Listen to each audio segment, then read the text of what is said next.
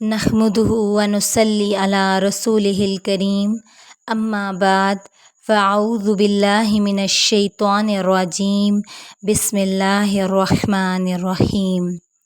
زندگی بھر کے سکون و چین کا وظیفہ۔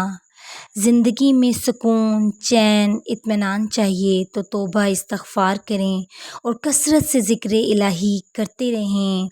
وَإِنِ اسْتَغْفِرُوا رَبَّكُمْ ثُمَّ تُوبُوا إِلَيْهِ يُمَتِّعْكُمْ مَتَاعًا حَسَنًا إِلَىٰ أَجَلٍ مُّسَمًّى۔ اور یہ کہ اگر تم اپنے رب سے معافی چاہو اور اس کی طرف پلٹ آؤ تو وہ ایک مدت خاص تک تم کو اچھا سامان زندگی دے گا، یعنی کہ دنیا میں تمہارے ٹھہرنے کے لیے جو وقت مقرر ہے اس وقت تک وہ تم کو اچھی طرح رکھے گا۔ اس کی نعمتیں تم پر خوب برسیں گی، اس کی برکتوں سے سرفراز رہو گے، خوشحال رہو گے، زندگی میں امن اور چین نصیب ہوگا۔ ذلت اور خواری کے ساتھ نہیں بلکہ عزت و شرف کے ساتھ جیو گے۔ اس لیے ہمیں چاہیے کہ ہم کثرت سے ذکر الہی کرتے رہیں اور توبہ استغفار کرتے رہیں۔ ہر کمزوری کا علاج بھی توبہ استغفار میں ہے۔ اللہ سبحانہ و تعالیٰ فرماتے ہیں، مسلمانوں اگر مالی کمزوری ہے، جسمانی کمزوری ہے، ایمانی کمزوری ہے یا خاندانی کمزوری ہے، الغرض کہ دنیا اور جہان کی کمزوریوں کو قوتوں سے بدلنا چاہتے ہو تو استغفار کرو۔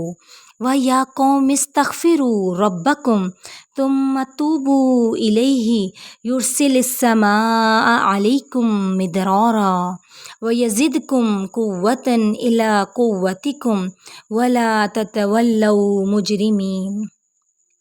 اور اے میری قوم کے لوگوں، اپنے رب سے معافی چاہو، پھر اس کی طرف پلٹو، وہ تم پر آسمان کے دہانے کھول دے گا اور تمہاری موجودہ حالت، موجودہ قوت پر مزید قوت کا اضافہ کرے گا۔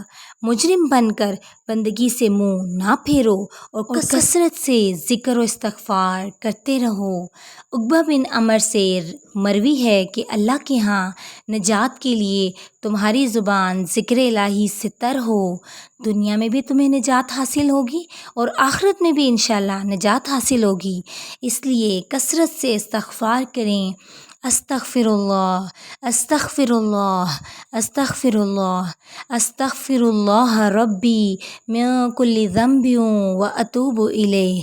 اس ذکر کی لذتیں دیکھیں کہ پھر زندگی میں کہاں کہاں سے آتی ہیں۔ اپنی زبان کو ذکر الہی سے اور کثرت سے استغفار سے تر رکھیں۔ اس کے بارے میں بہت ہی خوبصورت واقعہ ہے امام احمد بن حنبل کا۔ احمد بن حنبل رحمۃ اللہ گھر سے نکلے، مسجد پہنچے، کہتے ہیں کہ کچھ لیٹ ہو گئے۔ مسجد والے سے کہا کہ مجھے کچھ آرام کا موقع دے دیں۔ مسجد والے نے کہا کہ نہیں، مسجد میں کوئی نہیں سو سکتا۔ کہا کہ چلو مجھے کچھ انتظار کا موقع ہی دے دو۔ ابھی یہ بات ہو ہی رہی تھی کہ وہاں سے ایک نان بائی گزرا، یعنی کہ نان بنانے والا، روٹیاں بنانے والا۔ اس نے دیکھا تو کہا کہ اس کو میرا مہمان بنا دو اور اس کو کچھ نہ کہو۔ وہ ان کو لیے اپنے گھر آ گیا، چارپائی پہ بٹھایا اور خود اس نے آٹا لیا اور گوننے لگا اور ساتھ ساتھ پڑھنے لگا، استغفر اللہ، استغفر اللہ، استغفر اللہ۔ امام احمد بن حنبل رحمۃ اللہ دیکھ رہے ہیں اور پھر پوچھتے ہیں کہ تم کو استغفر اللہ نے کوئی فائدہ بھی دیا ہے؟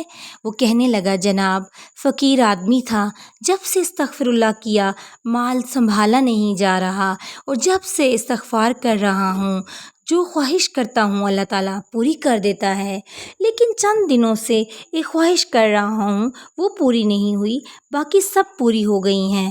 امام صاحب نے پوچھا، اب کیا خواہش کر رہے ہو جو پوری نہیں ہوئی؟ اس نے کہا کہ اللہ سے دعا کی تھی کہ یا اللہ، سنا ہے امام احمد بن حنبل رحمۃ اللہ ایک بڑے ہی نیک انسان ہیں، یا اللہ میری بھی ملاقات کروا دیجئے اس سے۔ کہا تو وہ میں ہی ہوں۔ کہا کہ میں آج گھر سے نکلا تو ایسے جیسے فرشتہ مجھے تیرے ساتھ ملاقات ہی کروانے کے لیے لا رہا ہو۔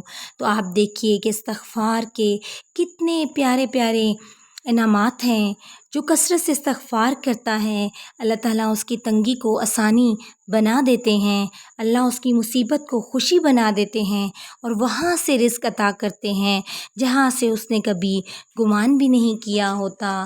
اللہ تعالیٰ ہمیں کثرت سے ذکر الہی کرنے والا سبحانک اللہم و بحمدک اشہد ان لا الہ الا انت استغفرک و اتوب الیک۔ السلام علیکم ورحمۃ اللہ وبرکاتہ۔